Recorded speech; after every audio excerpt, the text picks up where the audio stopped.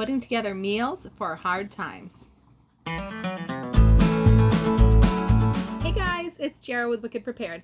Thanks for stopping by the channel today. If you're not already a subscriber, we would love to have you. And if you're a returning subscriber, thank you. We definitely appreciate all of our subscribers and regular viewers. Today I'm going to be making another meal in a jar. This one is going to be a cheesesteak pasta. So good. But before I get started, I want to give you a little history about how I got started with meals in a jar and freeze-dried foods. So about 10 years ago, I purchased my first large first in, first out can rotating racks from a company called Thrive Life. Now at the time, they were also selling some freeze-dried foods in big gallon-sized cans. And I was intrigued, a little bit intrigued, but my knee-jerk reaction was, to think I wouldn't even have the first idea what to do with a gallon of freeze-dried peas. So I just wrote it off. But because I had purchased my can rack, I continued to get newsletters in my email throughout the years. And I started seeing these meals in a jar, and they started catching my eye. See, I had long had a battle within myself between the desire to serve my family homemade, home-cooked, from scratch kind of foods, and the reality that sometimes I needed something that was quick, easy, and convenient to prepare. In my early days as a mom and a housewife, hamburger helper was my go-to. But that had its downfalls. Even though it was fairly simple to prepare, you still needed to have fresh hamburger and fresh milk. They contained no vegetables and a lot of unnatural, unhealthy ingredients. With the meals in a jar, I had complete control over everything that went into it. I could make it to our tastes, our preferences, and our dietary restrictions. There was real meat and veggies and dairy included, and all I had to do was add water. Not to mention, if they're sealed up properly, they have a much longer shelf life than Hamburger Helper. So needless to say, I was sold. These meals are super easy to put together, and then they're extremely easy to fix up when you're ready to eat them. They're great for emergency preparedness because they're shelf stable, don't require anything besides water, and they cook up very quickly, which can be very important during an emergency, when the power might be out or you might be experiencing rolling blackouts, and fuel for cooking might be a precious commodity. But they're equally well suited for nights when I'm running late, I haven't been to the grocery store, or maybe I'm just plain lazy and don't want to cook. They're also great to leave for your older kids to fix up if you're not going to be home, to drop off with a friend who recently had surgery or had a baby, or to use them as hostess gifts, new neighbor welcome gifts, teacher gifts. The possibilities are endless. So come along and I will show you just how easy it is to put one of these meals together. All right, so what we've got for ingredients here, we've got penne pasta right here. This is just plain old pasta from the grocery store. It's got some whole wheat and some of the high protein pasta all mixed. We've got some beef here. This is beef. This is the shredded beef. Now this would be actually really good with any kind of freeze-dried beef that you have or that you could get. This is the shredded. They have beef slices that would be really good in this. Those had been discontinued, but they just brought them back for a very limited time. They're available right now, but when you see this video, they may or may not be. But you could use the shredded beef, the beef slices. You could use beef dices, or you could just use ground beef hamburger. That would also be very good. After that, we've got the green bell peppers and onion slices. And then I've got some sauce ingredients here. I've got a cheese sauce. And this espagnole is really just a fancy name for like a beef gravy, basically. And then this is tomato powder. This is a very versatile ingredient. It's just tomatoes. And it can be used for all sorts of things. And some shredded cheddar cheese here that's freeze-dried. And then I do have one seasoning here, and it's the chef's choice, but this is kind of an all-purpose sort of garlicky, salty kind of seasoning. So if you don't have this, you could use any kind of all-purpose seasoning blend that you like. So the only other thing that we need to put this together is a wide mouth quart-sized mason jar and a canning funnel to be able to get everything into the jar easily. And of course we need our measuring cups and spoons. We're going to start with 2 cups of the penne pasta. And next we're going to add a 1/2 cup of the espagnole, the beef gravy. Because what's going to happen is this is a powdered ingredient, and these are pretty bulky. So what's going to happen is that this powder is going to sift down in amongst the pastas, and it's going to make more room in our jar so that we can fit more things in there.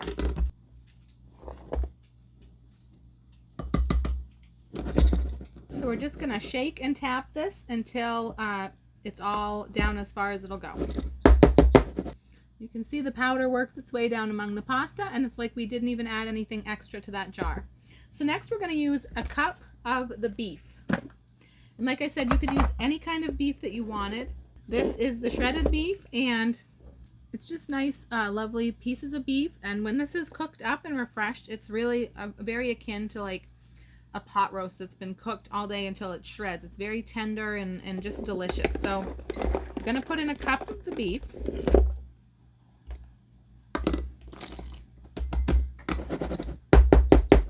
Now you can see it looks like it's getting pretty full already, but like magic, we're going to fit quite a few more ingredients into this jar. The next thing that we're going to add is the cheese sauce. We're going to be adding a half a cup of the cheese sauce. And once again, we can shake and tap this, and this will filter down amongst the beef.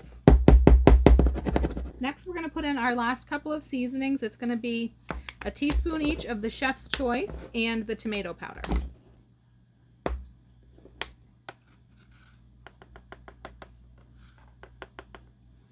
So there we go, a teaspoon of that. And next we've got a half a cup of the peppers and a half a cup of the onions.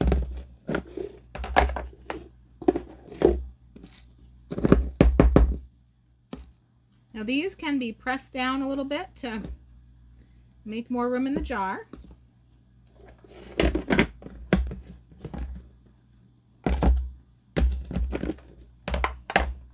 These onion slices smell so good. This is one of the best things about using freeze-dried food, is not having to chop fresh onions or slice fresh onions. These are onion slices. There's also chopped onions, which are finely chopped.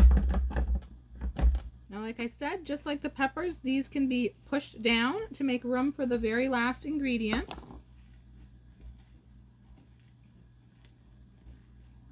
which is going to be our cheddar cheese. And this is real shredded cheddar cheese that's going to go in this jar. We're just going to add a 1/4 cup.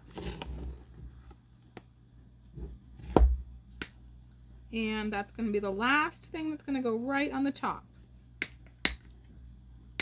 All right, so that is how our jar is going to turn out. Now, if you were going to be saving this for long term, more than just a few months, you would want to put an oxygen absorber here in the top before you put the lid on. And a 200cc oxygen absorber is plenty for this. I think 100cc might even be enough. But we're going to be cooking this up right now to show you how this comes together, so I'm not going to bother putting an oxygen absorber in it. All right, so here is our meal in a jar, all ready to go. And what I've got here is I've got my butane burner. Now, I just today had someone asking me about options for cooking indoors, and I use these butane burners for cooking indoors all the time. They're pretty commonly used indoors for catering, and some Asian countries, they cook with these all the time. This is the butane fuel, and I'm just going to lock that into place. This is a pretty safe fuel to store. It's a safe fuel to burn inside. That being said, I always recommend having a carbon monoxide detector with a digital readout nearby whenever you're using any kind of different appliances and different fuels than what's usually used inside your home. So what we're going to do is we're going to start by just opening up the jar and emptying it into the skillet. This is just a pretty typical 12-inch skillet or so.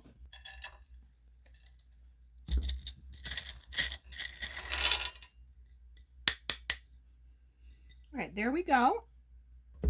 We've got our meal inside of this pan. Now this next step is pretty important. I've got some hot water here. I just heated it in my electric kettle, but I've also taken hot tap water and just put it in the microwave for a minute or two. We're going to use 4 cups of water for this meal. And we don't always start with hot water, but in this case, just to make sure that our beef chunks are going to refresh all the way and be all nice and tender, we're going to first put in hot water instead of starting with cold water like we often do. And I'm just going to give this a stir and get everything moistened and get the sauce mixes kind of mixed in, and then we're going to put a lid on this and we're going to let this sit for about 10 minutes before we get started cooking it. And what that's going to do is it's going to give the beef a little bit of a head start. Before the sauces start thickening up the liquid, it's going to let some of that liquid start absorbing into the meat. And because it's hot water, it's going to absorb a little bit better. Meats refresh best with hot water usually. Now, if you were using ground beef in this recipe, you would not have to do this. You wouldn't have to start it with the hot water and let it set. But we're going to do this time. It really makes a big difference. It means the difference between having really moist and tender beef as opposed to having it, not quite all the way done. All right, so I'm just going to put a lid on this. It's going to set for 10 minutes and then I'll be right back. All right, so there's our timer. So now it's been 10 minutes that this has been sitting in the hot water. And so that's going to be just enough of a head start to make sure that that beef is going to turn out nice and tender. You can see all the beef and pasta, peppers and onions, everything in here. So now what I'm going to do is I'm going to start this burner and I'm just going to put it on a medium, kind of a medium high heat and get it up to a simmer. And we're going to stir this a few times as it's starting to simmer, because in the very beginning, sometimes the pasta can tend to stick on the bottom, just like any pasta dish you might make. But once it gets going, it's not as bad. But I do like to stir it every once in a while it's coming up to temperature. Okay, so we're just going to let this come up to a simmer. All right, now I don't know if you can see that, but this is already starting to come up to a simmer. It's only been like a minute maybe. These burners are actually pretty potent. I have more trouble turning them low enough than I do getting them high enough to heat. I think this is 8,000 BTUs, which is by far not even close to the most powerful burner that you can get. This is actually a very inexpensive burner, but it works really well. So I'm going to get this turned down as far as I can so that it won't burn, and it's just going to be at a simmer, a low simmer, and I'm going to put the lid on and we're going to let it go for about 15 minutes, stirring occasionally.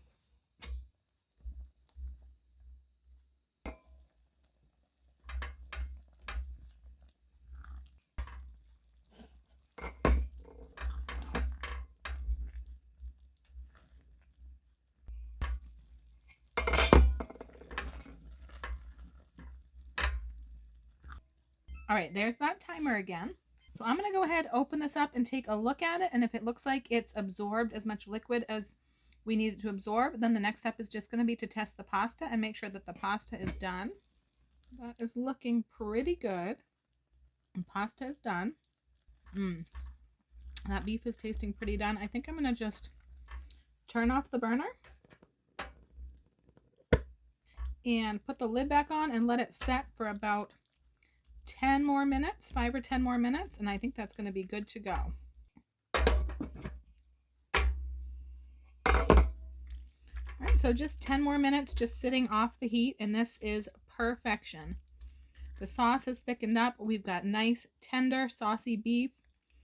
The pasta is completely cooked through. This is perfect. So I'm going to go ahead and plate this up, just a small plate, because I'm not even very hungry. It's not actually dinner time, but I've got to try this for you all.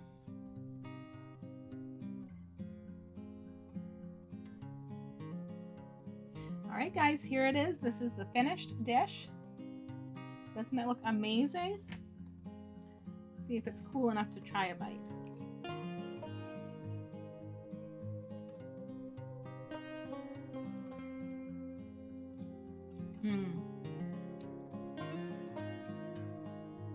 That is perfect. The beef is just perfect. This is absolutely delicious. Cheesesteak pasta. All right, guys, how easy was that? A few jars of that on your shelves and you've got a nice, quick, hearty, delicious dinner. Emergency or no emergency. It's really versatile as well. Like I mentioned, you can use lots of different types of beef. You could probably even throw chicken in there if you wanted and have a chicken cheesesteak pasta. You could switch up the ingredients. If you're not a big fan of onions, you could throw mushrooms in instead. I really wanted to put mushrooms in this because I love mushrooms, but I kind of ran out of space in the jar. But that's the beauty of these meals, is that you can tweak them to your taste. You can adjust them. You can swap things out. You can make them exactly the way that you like them. They're very customizable.